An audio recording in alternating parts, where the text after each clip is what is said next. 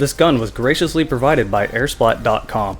If you want to know where to purchase this product for yourself, check the direct link down below in the video information.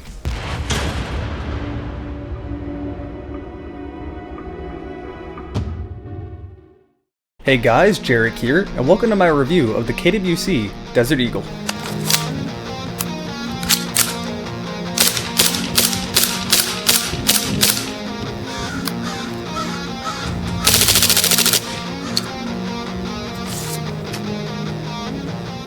The Desert Eagle was co-designed by Magnum Research of the United States of America and IMI, or Israel Military Industries, obviously based in Israel. The design for the Desert Eagle was initiated by Bernard C. White of Magnum Research, who filed a US patent for a mechanism of a gas-actuated pistol in January of 1983. This patent was for the basic layout of the Desert Eagle, but a second patent was filed in December of 1985, after the basic design had been refined by IMI for production. The Desert Eagle is very different from other pistols. It uses a gas-operated mechanism normally found in rifles compared to the short recoil or blowback designs in almost any other automatic pistol. Its rotating bolt is very similar to that of an M16, while the fixed gas cylinder and moving piston resembles that of a Ruger Mini 14. The most noticeable feature of the Desert Eagle are the massive rounds it's able to fire. It's able to fire a .357 Magnum, a .44 Magnum, and a .50 Action Express, though it can also fire a .440 Corbon and a .41 Magnum, which most people are not aware of. The logical uses of the Desert Eagle are very debatable. It was originally thought that it was designed to help shoot out engine blocks in the Middle East, but that never actually happened since other weapons did the same thing better. As of right now, only 2 military forces in the entire world use the Desert Eagle. The first one is a Special Forces unit in Poland, and the next is another Special Forces unit in Portugal. The only logical civilian use for the Desert Eagle is to carry this gun as a secondary while you're hunting big game, as you know it's going to drop any animal that puts you in harm's way. For those few that actually elect to carry a large caliber handgun, most choose to carry a revolver that fires the same round anyway. The next logical use for the Desert Eagle is target shooting, but even then it has some downsides. Mostly that the ammunition it requires is somewhat expensive. So at this point you're pretty much getting to the reason of because I can. But that's not always a bad reason. If you have the money and you're willing to spend it, there's nothing wrong with going out on the range and having some fun. Even if the Desert Eagle is almost entirely nonsensical, it still is pretty badass. When you first get your KWC Desert Eagle, it will come in a standard cardboard box. It's solid enough to transport your gun to and from games, but I would recommend getting a better gun case.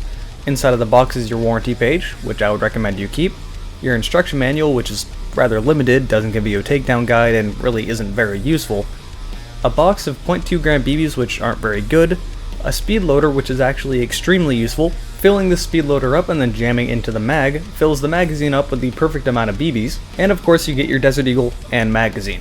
The construction of this gun feels very durable. The lower receiver is solid ABS plastic with a grip that has this sort of matte rubberized finish to it, making it very comfortable in your hand aside from the massive size obviously. And the upper receiver is one gigantic block of metal. This gun has 2 different recoil springs that are incredibly stiff. When the slide goes forward, it gives a very distinct, loud clank.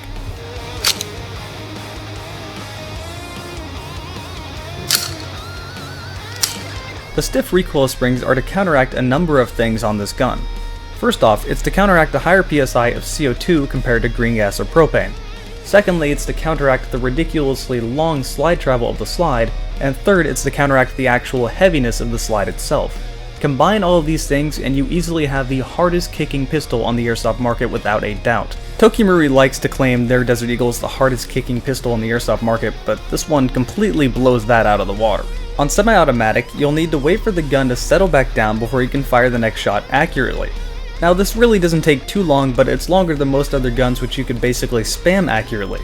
To make things worse, this gun is select fire. You heard me right, it's semi and fully automatic, and on fully automatic, you're not going to hit a thing. To give you an idea, at only 7 feet away on full auto, I was actually missing a can some of the time because of the recoil, and as you can see in the video, the recoil was visibly shaking the GoPro on my head.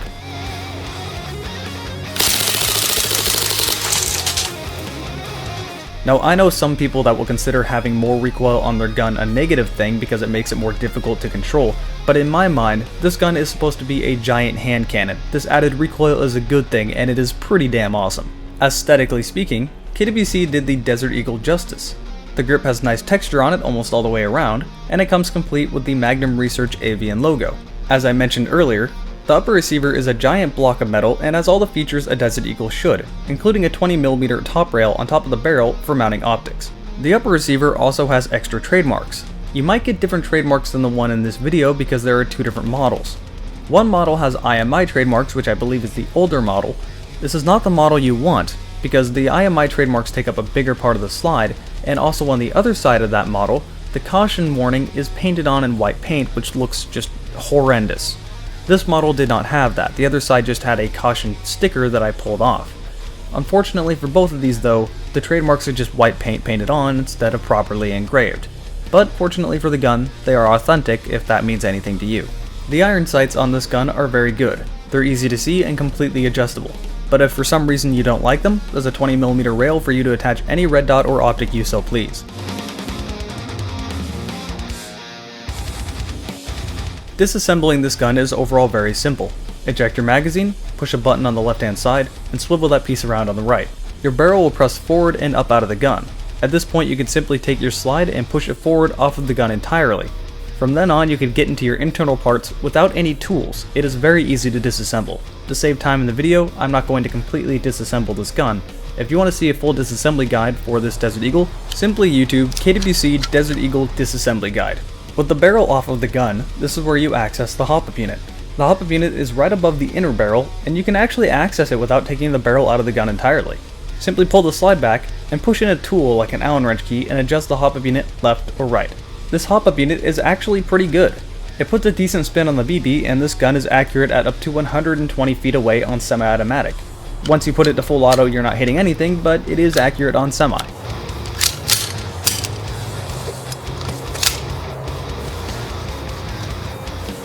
KWC makes two different kinds of Desert Eagles. The first one runs on green gas and honestly is garbage. It's really prone to breaking, it's entirely plastic, it's not worth your money. The second one is this model, or CO2 model, which is built a lot more sturdy to handle the higher PSI of CO2. So don't get confused between the two models. If you hear someone talking bad about a KWC Desert Eagle, they're probably talking about the green gas model and not the CO2 model. If you want to go buy this gun, make sure you get the CO2 model and not the green gas one. There is a big difference. I also see a decent amount of reports saying that the Selector Switch is finicky and will break on you. Now I've handled a lot of these KWC Desert Eagles, including back when I used to sell them for RDA, and I've never ran across this issue.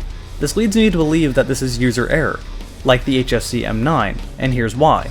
When you put this gun on safety, it completely locks the mechanism of this gun. You can't pull the slide back, you can't disassemble your gun, you can't pull the trigger, you can't do anything. If you try to force these actions, you will break the gun. You will break the selector switch and the gun will no longer be functioning in any way. Obviously, this is not a bad thing about the gun, this is just user error, so please be aware of this situation. As for the reliableness of this gun itself, it feels very solid, and I've never actually seen one of these breaking, but you are firing a massive pistol on full auto, and over the course of say a year or two, something is bound to wear down and break, so you'll need to replace parts. Now this gun is not Tokimori compatible, so finding said parts might be a little bit more difficult, but you can do so, and disassembling this gun is fairly simple, so it shouldn't be that big of a deal. This gun is charged by putting a 12-gram CO2 capsule into the side of the magazine, and then screwing it in with an Allen wrench key. This gun's gas consumption is not really that great. On semi-automatic you can get 2.5 to 3 magazines out, but on full auto you're barely able to get 2 mags out. The magazine holds 20 rounds, so on semi-auto you're getting 60 rounds out, on full auto barely 40. Now keep in mind I say barely because by the end of that second mag, the slide's starting to slow down and it's barely able to even lock the slide back. You are able to fire all BBs out, but they're definitely not going to be firing at full velocity by the end of that mag. In all reality, this is fairly respectable considering what this gun is. The slide travel is crazy far, the slide is very heavy, and the recoil springs are very stiff, so it's kind of expected.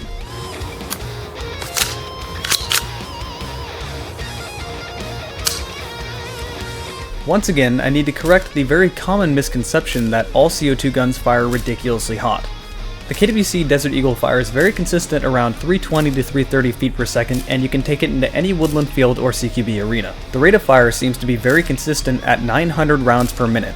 Wrap your mind around that, a Desert Eagle firing 900 rounds per minute. It's pretty ridiculous. This gun will set you back $130 to $150 depending on where you go. Is it worth that amount of money? Really, it depends on what you want in a gun.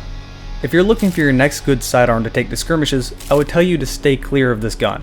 It's too big, it's too cumbersome, it's just not logical to use in any way whatsoever. The only exception I can think is possibly using this gun as a primary in CQB, getting some extra magazines, and maybe even using it on full auto for some spray and pray, but even then you're kinda stretching it. If you absolutely must have a Desert Eagle and that is your dream gun and you think it's just so badass, then yeah, I'm gonna go ahead and tell you this gun is definitely worth your money. Should you get this or the Toki Marui? Honestly, I would recommend this over the TM. I know I'm speaking heresy here, but this gun is made of metal, it uses CO2, which is my preference, it has that gimmicky full auto, which is definitely cool, and it has a ton of recoil. Personally, this makes me want this gun a little bit more than TM, even though everyone seems to think the opposite. At the end of the day, if you're looking for a Desert Eagle, this is definitely a good one to pick up, and is the only full metal one out on the airsoft market. So that about sums up my review of the KWC Desert Eagle. Hope you enjoyed it, and I'll see you guys next time.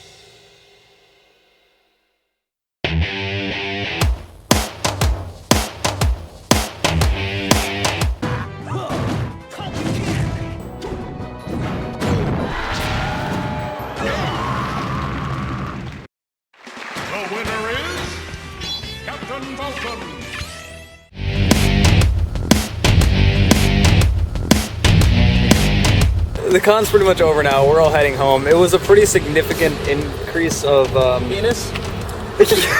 Well, there were more people, so kind of. Yeah, the quality was better, and I think they said there was about Dicks? What is with you and dicks? Okay, there was close to